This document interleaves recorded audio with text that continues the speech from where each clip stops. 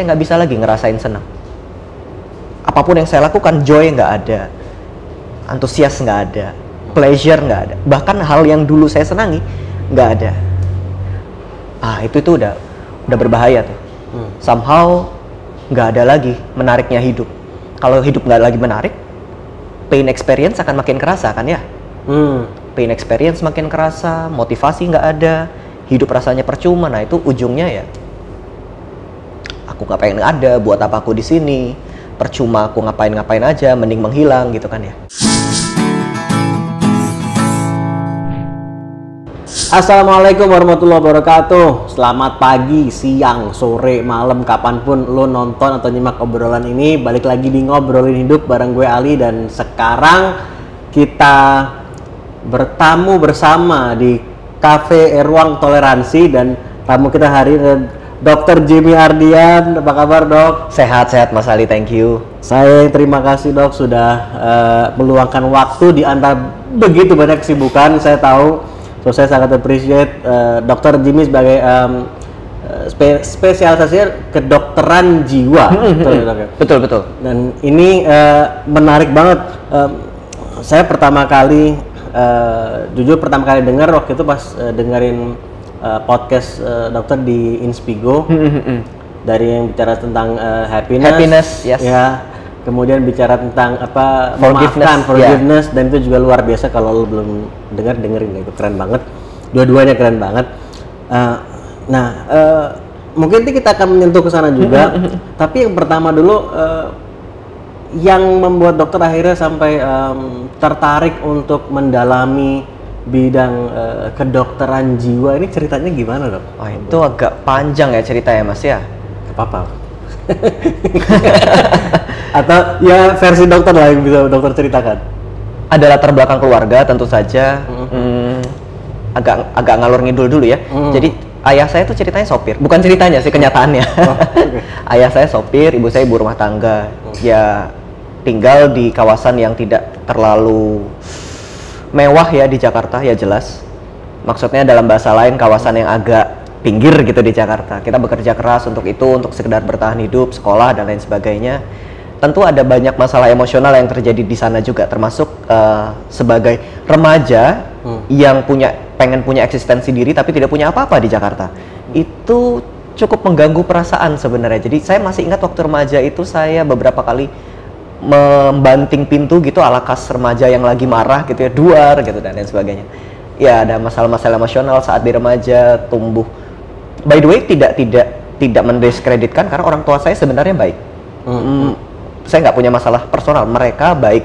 Saya hanya merasa dalam perkembangannya ada banyak masalah emosi yang saya alami. Terlepas bahkan saya nggak ngerasa ada pola asuh yang bermasalah di sana. Kebetulan kemudian saya cukup berprestasi, kebetulan loh ya. Itu berprestasinya memang kebetulan-betulan. Gimana? Kebetulan tuh artinya gitu. Ya dengan kerja keras dan sedikit keberuntungan gitu. Oke. Soalnya orang kadang suka bilang gitu loh dok. Kebetulan saya menjabat ini, padahal sebetulnya nggak kebetulan juga, dia ada prosesnya. Benar. Ada sedikit keberuntungan dan banyak kerja keras di sana. Yang kalau disederhanakan kebetulan memang terlalu sederhana. Kayaknya saya masuk kedokteran. Nah di dalam dunia kedokteran sendiri banyak perspektif tentang organ. Maksudnya jantung dipandang sebagai organ jantung, paru dipandang sebagai organ paru gitu. Tapi kita lupa ada sesuatu yang tidak berbentuk yang sebenarnya menggerakkan orang yang sakit jantung buat minum obat atau untuk bergerak ke perilaku yang lebih sehat. Atau orang dengan misalnya penyakit dalam, sakit gula yang kemudian dia harus merubah perilakunya. Ini siapa yang memberitahukan informasi? Nggak mungkin. Semua orang tahu dari awal kita udah harus hidup sehat, tapi seberapa banyak yang hidup sehat? Semua orang tahu misalnya kita harus menabung, tapi seberapa banyak yang menabung? Pengetahuan itu nggak mengubahkan, ada sesuatu di dalam yang berbeda yang perlu disentuh juga. Itu awal mula saya tertarik juga dengan kedokteran jiwa, walaupun tentu ada cerita lainnya ya. Kemudian saya belajar banyak course di situ. Saya ingat waktu pertama saya belajar hipnoterapi tahun 2008 apa 2009 gitu. Hipnoterapi 2008 2009, belajar tools lain mulai dari NLP. Dulu kan ngetren kan di tahun-tahun itu ya. Terus ya kesini juga masih banyak yang practitioner ya, tapi belajar semakin banyak, kognitif, behavior therapy, bla bla bla. Ini kalau disebutin sampai besok. Iya, itu banyak banget. Ya intinya saya belajar banyak di sana dan menemukan ada banyak perspektif di sini, ada banyak tools untuk membantu. Sementara kedokteran sendiri, kedokteran yang yang berfokus pada fisik tidak melihat aspek tersebut sebagai hal yang penting. Jadi kayak dua hal terpisah gitu. Kesannya pada saat saya pendidikan sebagai dua hal yang terpisah, walaupun trennya ke arah sini, trennya kejiwaan itu mulai masuk ke dalam arus.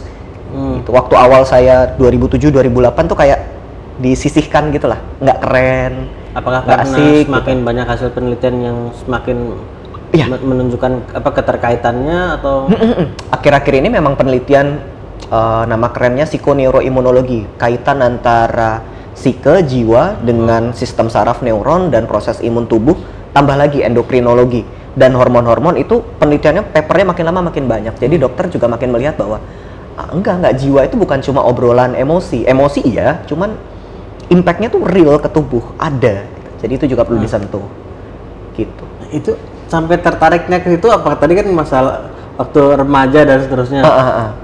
Waktu misalnya SMA gitu, emang sudah tertarik untuk di bidang kejiwaan atau? Iya. Saya ingat banget waktu SMA itu sebenarnya saya minta izin ke orang tua untuk masuk ke jurusan psikologi.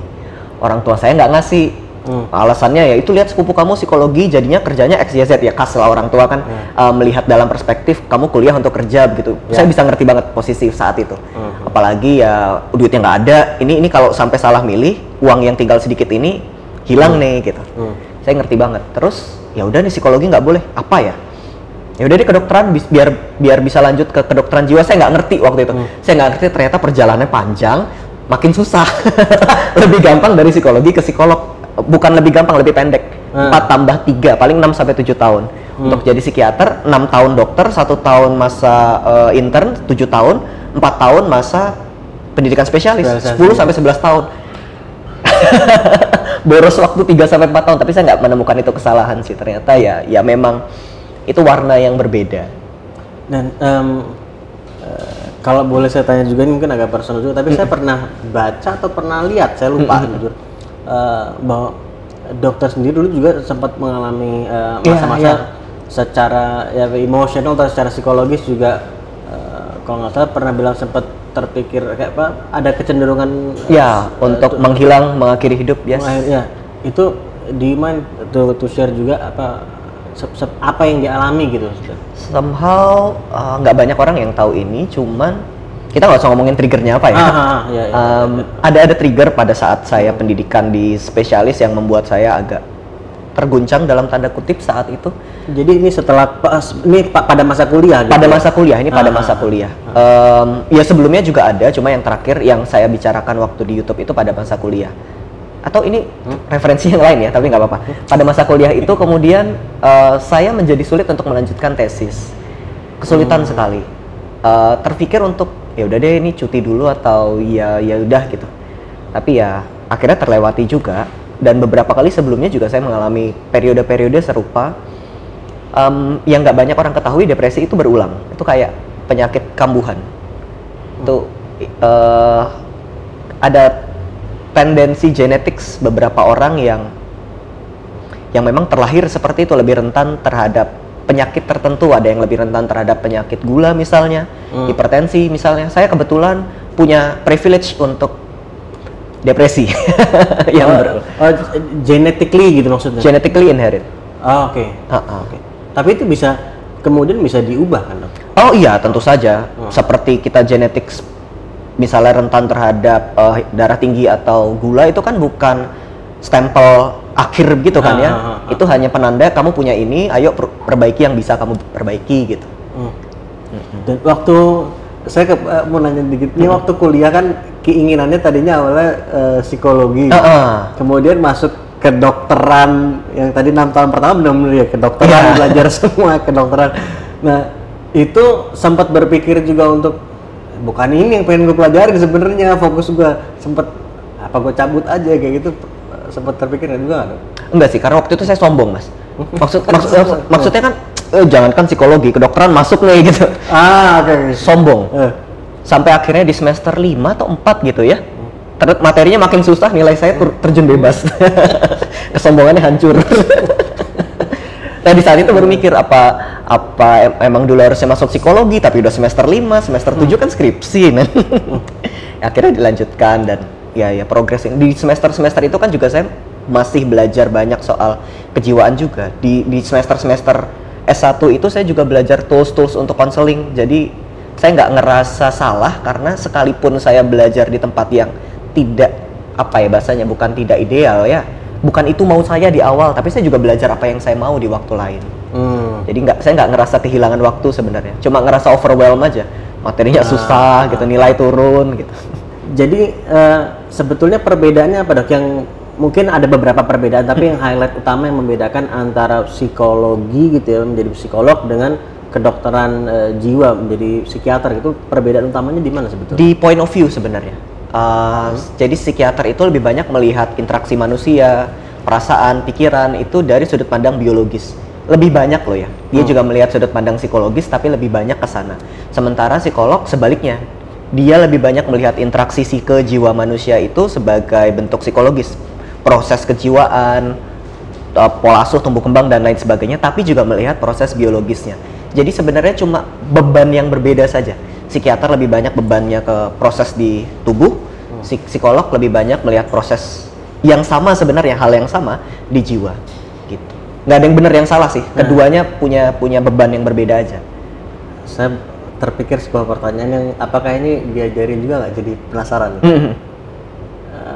Jiwa itu dijelaskannya gimana? Nah ini pertanyaan yang sangat sulit dijawab ya. Jiwa itu saya nggak bisa jelaskan definisinya, tapi kalau dari pendidikan jiwa itu hanya bisa dijelaskan strukturnya. Struktur dari jiwa itu struktur dari mental tepatnya. Kalau jiwa itu terjemahan bahasa Inggris kan bisa soul, bisa psyche kan ya, bisa mental atau bisa soul, jiwa juga. Mungkin definisi yang dimaksud adalah jiwa di mental, bukan jiwa di soul. Bukan jiwa yang rohani begitu, tapi jiwa yang psyche, mental. Jadi jiwa menurut jiwa psyche itu anatominya itu terbagi menjadi 3, pikiran, perasaan, perilaku. Jadi jiwa yang dimaksud di sini secara mental adalah proses merasa, proses berpikir, proses berperilaku, kesemuanya itu dirangkum menjadi manusia yang bertindak saat ini. Tapi apakah itu kemudian terkait dengan jiwa spiritual gitu? Itu kita bicara dalam konteks yang berbeda. Tentu spiritualitas mempengaruhi jiwa, tapi bukan itu subjek utama yang dilihat dalam psikiatri dan psikologi. Gitu. Karena yang dimaksud psikiatri psikologi kan psikenya ya, bukan spiritualnya. Walaupun itu juga dinilai. Ada irisan juga. Ada irisannya gitu, juga, betul. Karena itu kayaknya memang ada pertanyaan-pertanyaan yang ya mungkin belum sampai sekarang belum sepenuhnya terjawab secara saintifik mungkin gitu. Betul. Saya salah itu penasaran juga. Saya kayak dalam bahasa Inggris misalnya heart itu kan hati, atau jantung gitu kan. Tapi kan kita juga sering ya in your heart, itu kita menerjemahkan di dalam hatimu gitu kan. Sebetulnya kalau yang dalam bahasa Inggris bisa ada your heart and your brain gitu kan.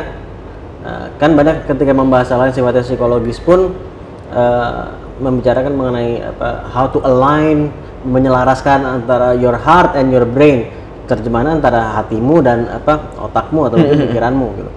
Nah, tapi kalau apakah yang dimaksud dengan heart dalam bahasa Inggris itu betul-betul hati atau jantung, atau itu sebetulnya gimana sih? Karena saya suka masih ketukar-tukar gitu dok. Itu kayaknya metafor aja ya. Sebenarnya metafor ini bisa dipahami dari proses psikiatri biologinya nih contohnya. Ketika manusia merasa ada emosi yang muncul, tubuh kan akan mengeluarkan banyak hormon ke darah, gitu misal. Ketika saya jatuh cinta atau ketika saya cemas, banyak adrenalin yang turun ke darah. Itu pertama kali yang akan tersuntik dengan sensasi cukup kuat. Salah satunya adalah jantung. Saya jatuh cinta, jantungnya berdegupnya berbeda rasanya. Cemas juga sama. Itu awal mula kelihatannya secara linguistik. Kemudian orang-orang menyebutkan in my heart. Jadi sebenarnya yang dimaksud adalah emosi yang terasa di dada saya, gitu kurang lebihnya. Cuma yang karena paling terasa itu degup jantung, jadi sebutannya in my heart. Walaupun sebenarnya kita bisa memahami ini juga faktor emosi gitu. Iya. Sebab kalau kita mau menerjemahkan kayak letterbox kayak hati liver dong kan. Iya kan ada kesana sih saya kadang sudah. Iya. Nah dok, tadi dokter bilang bahwa kalau kita bicara soal depresi itu bisa berulang gitu, dan dokter sendiri bahkan tadi bilang saya sendiri pun ada kecenderungan ke situ gitu.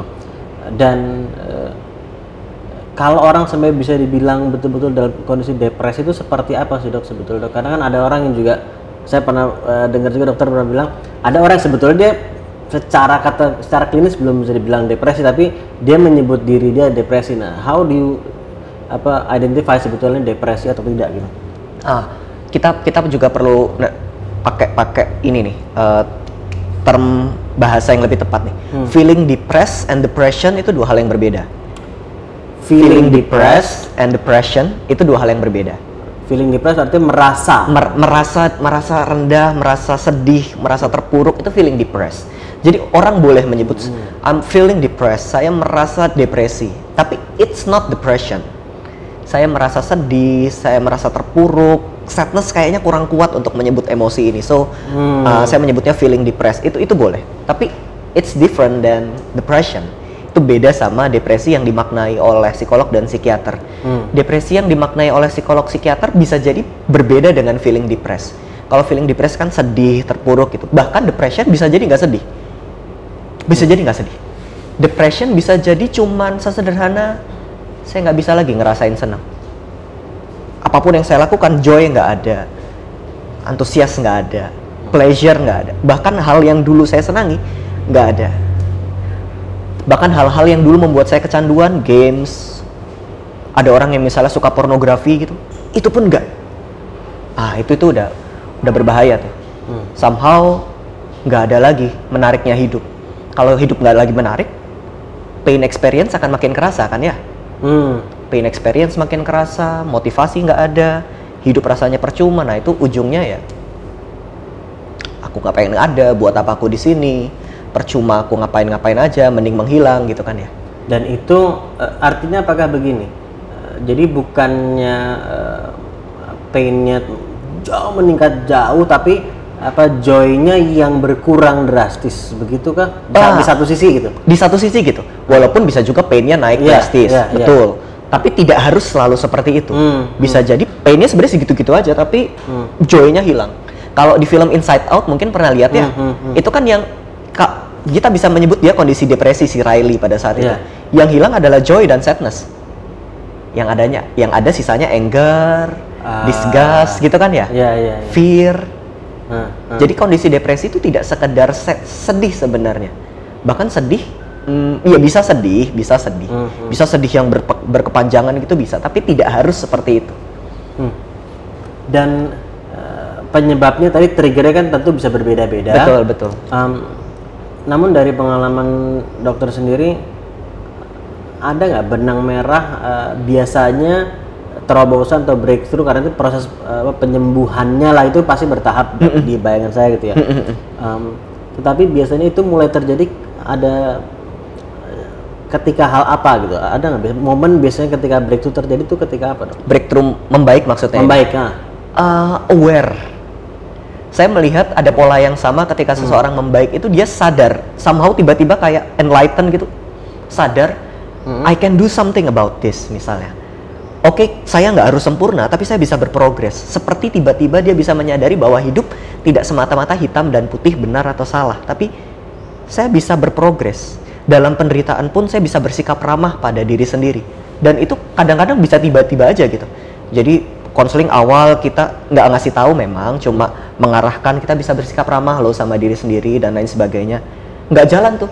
Ntar tiba-tiba dia datang di sesi ke-6 atau ke-7, dok saya ngerti yang dimaksud di sesi 1. Somehow tiba-tiba. Dan itu juga saya nggak paham. Itu bisa-bisa, wah gitu. Tiba terasa begitu saja. Saya sadar bahwa saya bisa ngambil kendali di sini. Jadi terlepas isunya atau penyebabnya, momen membaiknya itu dimulai dengan adanya kesadaran bahwa dia bisa doing something di sini. Ya, melakukan sesuatu untuk memperbaikinya. Gitu. Tapi membuat dia bisa menyadari itu bisa berbeda-beda gitu. Bisa beda-beda. kadang sudah dibicarakan misalnya dalam sesi, cuman yang ngasih tahu misalnya ada kura-kura lewat gitu, kura-kuranya pelan gitu. Dan ini real case, ada kura-kura lewat, kura-kura pelan. Ternyata bisa ya dok, pelan-pelan itu juga nyampe ke tujuan. Saya baru ngerti yang dimaksud dokter. Astaga, itu beberapa minggu yang lalu, kenapa dia sadarnya sama kura-kura gitu. Somehow sulit dijelaskan ya. Ini bukan pengetahuan, karena ketika kalimat misalnya saya menjelaskan gitu, dia tahu pasti. Tapi kayak nggak klik, nggak sadar gitu. Kesadaran itu yang mengubah. Saya pernah mendengar dan mungkin mengalami juga bedanya antara mengetahui secara intelektual dengan meyakini di hati gitu. Betul. Atau merasakan di sini yes, kayak misalnya gini. Semua orang mungkin tahu bahwa merokok itu tidak sehat di sini gitu, gitu kan. Nah, jelas secara visual gitu kan seringkali. Tetapi apakah dia betul-betul meyakini merasakannya, itu different story kadang-kadang. Yes, dokter belum belajar kalau pasiennya belum dibunuh dalam tanda kutip. Isinya adalah dokter-dokter muda baru masuk ke rumah sakit, dia ngomong kayak gitu kan. Dokter muda dengan idealisme dan kesombongannya kan marah ya. Apa-apaan ini? Dokter kan menyelamatkan gitu.